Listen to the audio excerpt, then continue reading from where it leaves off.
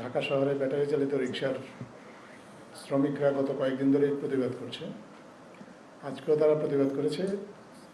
তো সরকার সিদ্ধান্ত নিয়েছে, আসলে এ বিষয়ে মহামান্য হাইকোর্ট যে আদেশ দিয়েছে, সরকার সিদ্ধান্ত নিয়েছে যে এই আদেশের বিরুদ্ধে সরকার সুপ্রিম কোর্টে আপিল করবে।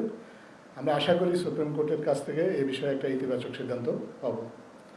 এছাড়া আর কোনো বিষয়ে যদি আপনাদের কোনো কিছু জানার থাকে, আপনারা কাইন্ডলি নিজেদের নাম পরিচয় দিয়ে এবং হাতটা তুলে একটু প্রশ্ন করবেন, তাহলে আমাদের জন্য জবাব দিতে সুবিধা হবে। ধন্যবাদ।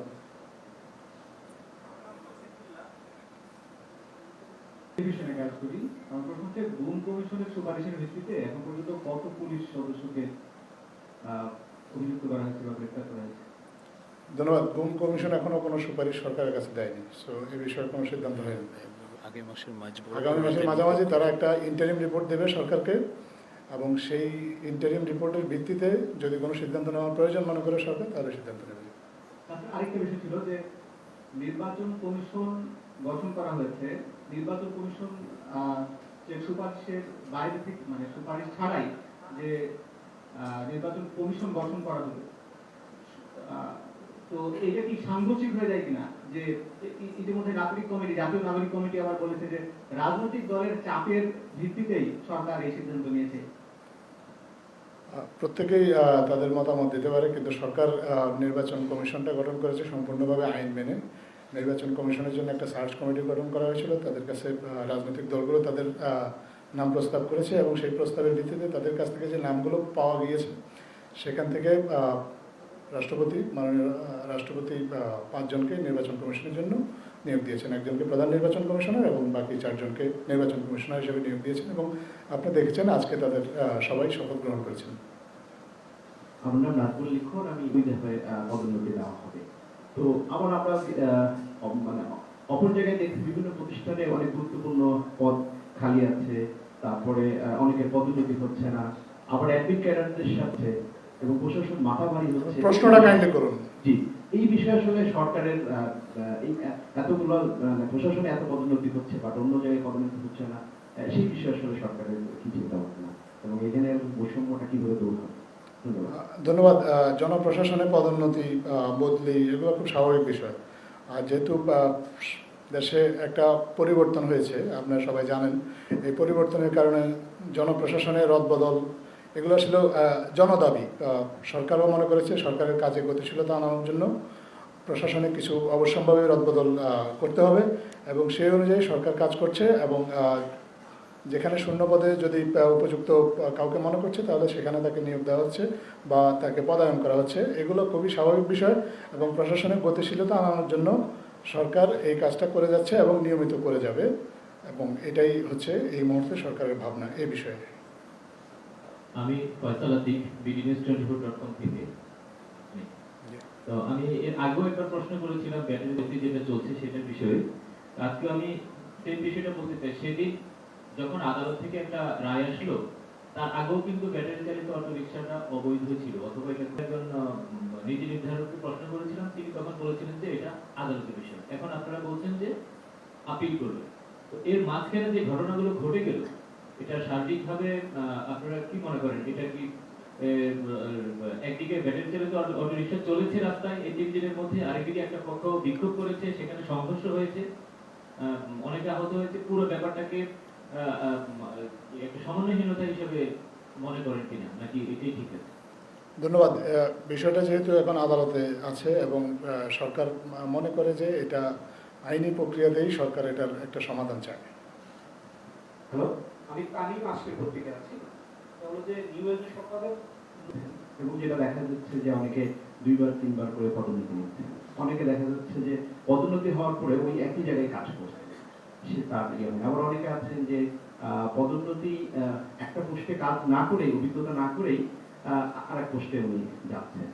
আজকেও কিন্তু জনপ্রশাসন সচিব, আমাদের কয়েক মিনিট দেরি হয়েছে, এজন্য আমরা দুঃখিত। আপনারা কষ্ট করে এসেছেন। আজকে মূলত আপনাদের সাথে আপনাদেরকে আমন্ত্রণ জানিয়েছি রেগুলার কয়েকটা ডেভেলপমেন্ট আছে, এগুলো শেয়ার করা, এগুলো নিয়ে কথা বলার জন্য। তো অন্যান্য বছরগুলোতে আমরা বলতাম যে আসলে সরকার পরিকল্পনা করছে বা সেটি অকার্যকর পরিকল্পনা। তো সেক্ষেত্রে আপনারা আসলে সরকারের পক্ষ থেকে কোনো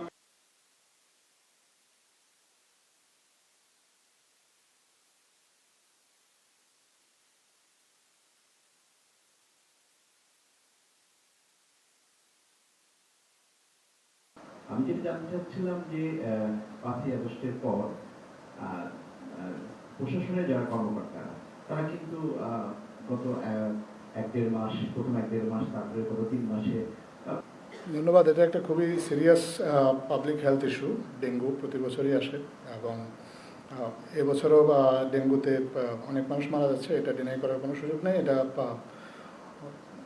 সরকার চেষ্টা করে যাচ্ছে যাতে ডেঙ্গু প্রতিরোধে কার্যকর ব্যবস্থা নেওয়া যায় এবং এ বিষয়ে জনসচেতনতা সৃষ্টি করা যায় এবং অন্যান্য আসলে যে পদক্ষেপগুলো গ্রহণ করলে ডেঙ্গুর মৃত্যু এবং ডেঙ্গুর সংক্রমণটা কমে আসবে, সেই পদক্ষেপগুলো গ্রহণ করার জন্য সরকারের পক্ষ থেকে যাবতীয় উদ্যোগ নেওয়া হচ্ছে। হ্যালো, আলাদা রকম তাদেরকে বিনামূল্যে বাড়িতে করা হচ্ছে শুধু সাংবাদিক পরিচয়ের কারণে।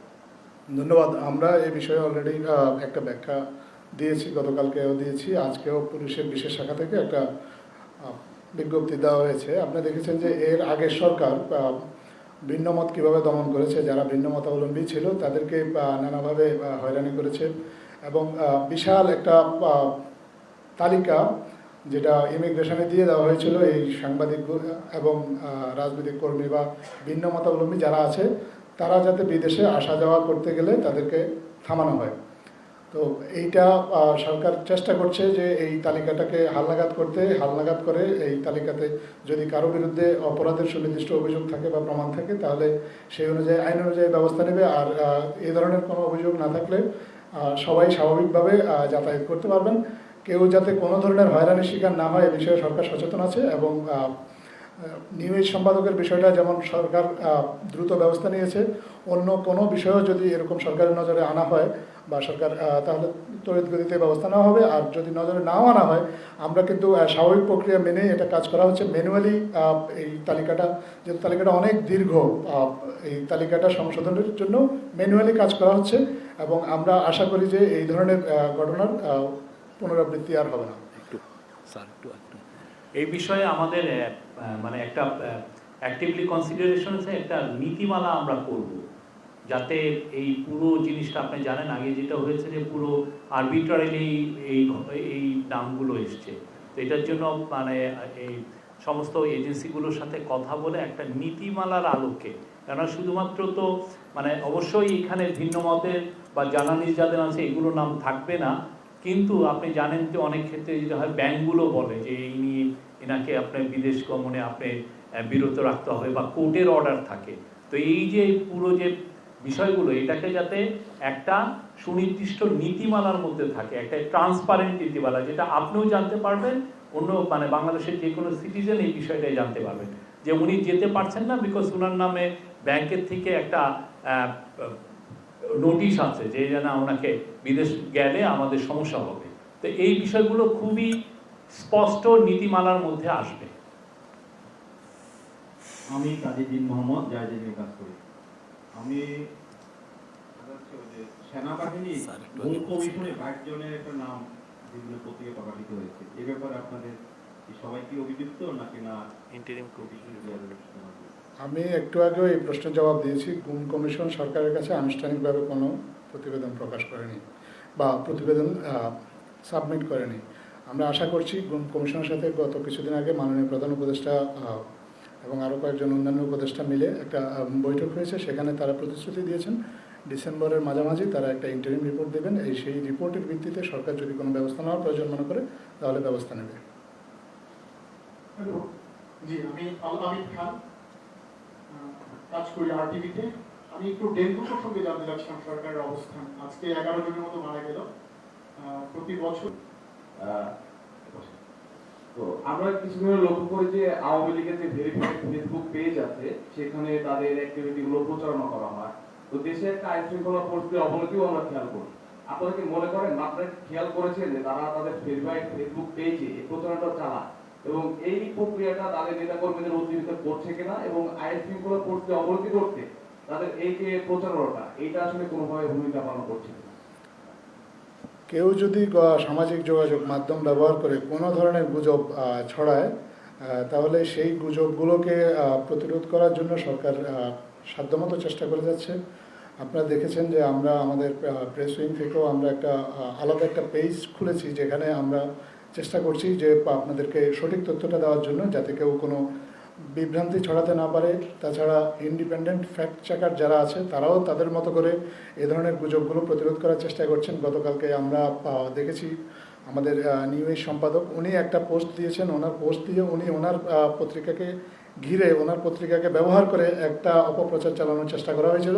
উনি এই বিষয়টা ক্ল্যারিফাই করেছেন। তো আমরা এরকম আশা করব আরও যারা আছেন, সমাজের সচেতন যারা আছেন, তারা সত্যটা তারা যদি তাদের নজরে আসে তারাও প্রকাশ করবেন তাদের ব্যক্তিগত সামাজিক যোগাযোগ মাধ্যমের যে প্ল্যাটফর্মগুলো আছে সেখানে। এটা আসলে একটা সম্মিলিত প্রয়াস হতে হবে।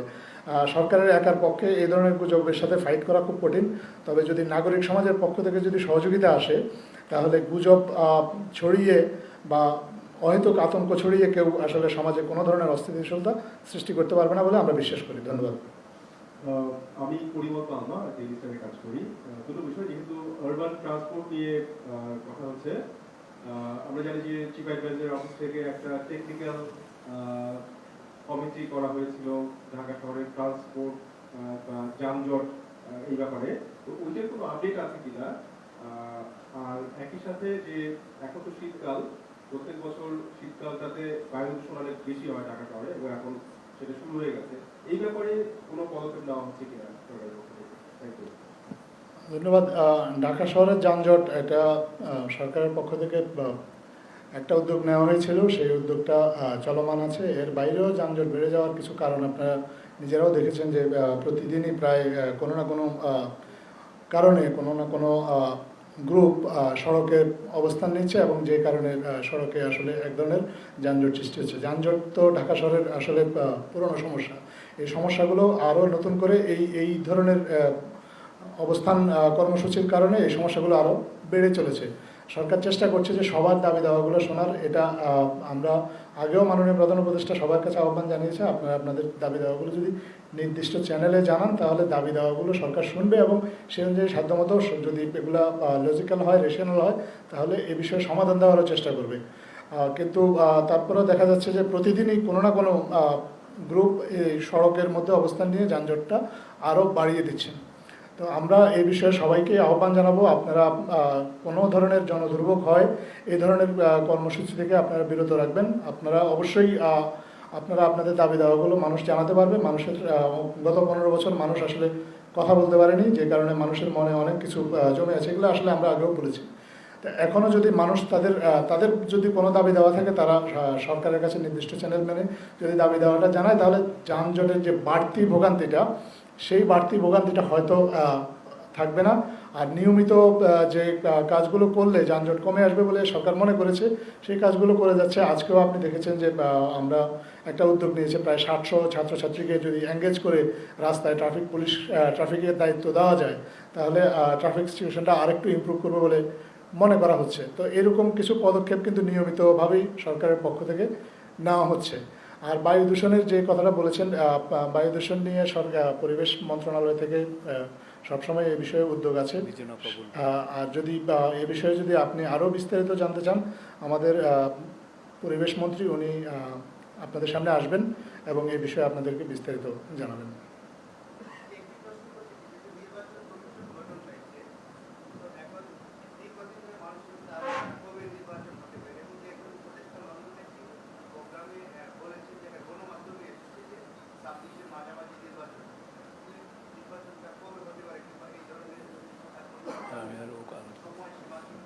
উপরে দেন, উপু এটা স্যারের সাথে আলাপ করে আসেন।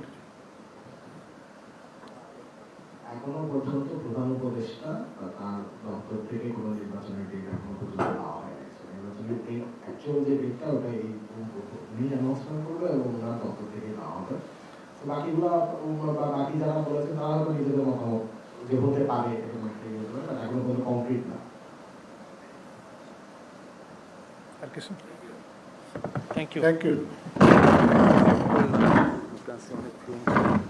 বলছিলাম না।